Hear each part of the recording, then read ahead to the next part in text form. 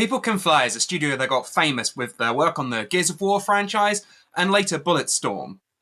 Incuvo are a studio that have been working a bit differently with survival games. The pair have teamed up yet again for another new title, Tracked Shoot to Survive. And this game definitely has more similarities with one of the previous titles than the others.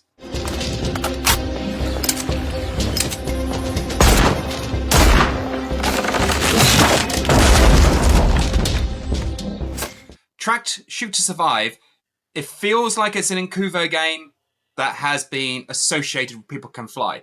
It is not an all-out shooting game. In fact, the shooting element of the game is actually relatively small. The game is a survival game. You fly in at the start of the game on a plane, and your plane is taken out of the sky, and you have to survive on the island that you've landed on. The idea is that you're trying to find your sister, who's been lost somewhere, and you have resources available in a management system through the fact that you did come here as a child. Your dad's cabin is on this island.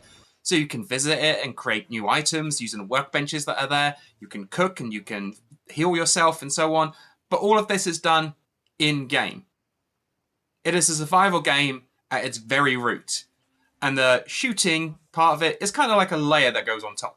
When the game begins, which is the footage that you'll be seeing in this video, no spoilers here, it's a very linear experience. There are a couple of different routes you can take, but they ultimately come round to the same point, allowing you to progress the story. And the story is progressed through flashbacks. You'll get to a point, the screen will fade to black, and it'll come back with a sort of semi-uncoloured environment. And story moments will play out in almost three-dimensional stills of you and your sister and your father, telling the story of how you were children here and what has happened. You learn at the start that your father's actually died, and the original plan for being here was to go and scatter his ashes. That doesn't really go according to plan. So as you're developing the story and pushing through progression in the game, that linear structure kind of fades away, and you're more freeform to explore as you wish. And this is the biggest part of the game, the exploration element. As you're going through the world, which is very Far Cry-esque, as you're going through the world, you will learn new elements of the story, new details about what's going on this island, why you were attacked, and so on. But also, you'll learn a ton of new elements for your crafting and your supplies and general survival skills.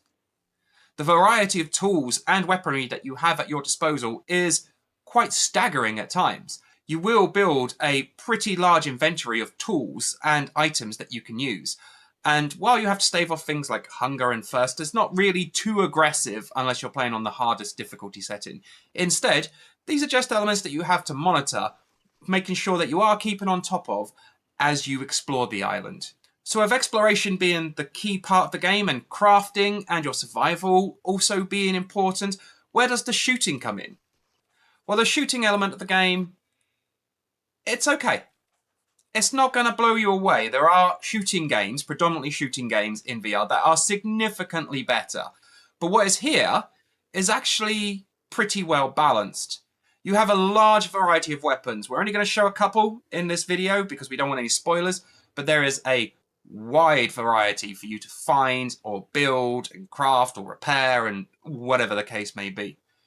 And they all are treated differently. They all have different reload mechanics, different crafting mechanics, different ways of shooting them. It's variety that Tracked Shoot to Survive offers more than anything else. And it's good that the game opens up later on because that allows you to take this variety of weaponry and inventory stock that you have and all your crafting abilities and stealth or combat or whichever way you want to go about it and exercise them in whichever way you want to go about it. It's not simply a case of you now have an open map, but you still only have a handful of guns, so you're going to be doing every single element, every set piece in the same way. Tracked Shoot to Survive offers you the ability to go different routes and do different things at different times, and there's no real prescription as to how, except for the fact that you do still have to pursue that storyline. So while the world opens up a bit later, it is still funneling you along in a direction, although it does it very, very subtly. The early part of the game where it's like there's an objective marker ahead of you and just one path that you can follow to get there, or maybe a little branching path that ultimately comes back to the same point. That is still there, but it becomes hidden. It becomes obfuscated. You can't see that this is the only way you can go as well as you could at the start. There is some freeform to the play, allowing you to, as I say, both explore the terrain at your will, but also explore those items, the inventory and the crafting at your will. So Track Shoot to Survive is a mixed bag in terms of exactly what it delivers. It is a survival game, which is why I was saying at the start of this video about like Bulletstorm versus like Green Hell. It's definitely much closer to Green Hell. And so what you get is a game that is open to interpretation. You can just follow the path that is set before you, take out the enemies, go hunting for food, and so on, and complete the game with a pretty standard progression. Or you can explore. You can challenge the preconceived notion of this is the checkpoint that I need to reach, and the simplest way to reach it is just to shoot everybody in the head. You can go about things differently and experiment and live in this environment, which obviously is one of the things that VR does best. Now, there are some issues. While we never encountered any particularly egregious frame rate drops or anything like that, which is fine from a technical standpoint, often we found that the crafting mechanics, you'll be engaging with an item and it won't balance in the right way. Sometimes when you're trying to switch items between your two hands, it just doesn't understand what you want to do and you end up dropping it. And often I found that you'll be going to put items in your backpack, you will hear the zip noise denoting that you are in the right place to put it in, but ultimately you just drop it on the floor behind you, and the sound effect for that isn't loud enough to make you realize you've done that, so you'll go marching off and then find you don't have that item later on when you need it. These are only small blemishes though. I'm sure that Incuvo, with their experience in survival games, will build on this, will recognize that these things are problems and find a way to fix them. I'm sure there are many other small niggling issues that players, such as yourselves watching this, will find as you're playing the game that are irritating, but they are not game-breaking. And that really is where the survival genre is in VR right now. I personally have played a lot of survival games, and I haven't yet encountered one that's got every mechanic down perfectly. Instead, there's always this thing that you wish they did better, or this thing that's a bit irritating, and Track Shoot to Survive is no different. It is a great, enjoyable survival game, but it does have some issues, and you do have to be a bit forgiving to get the most enjoyment out of it.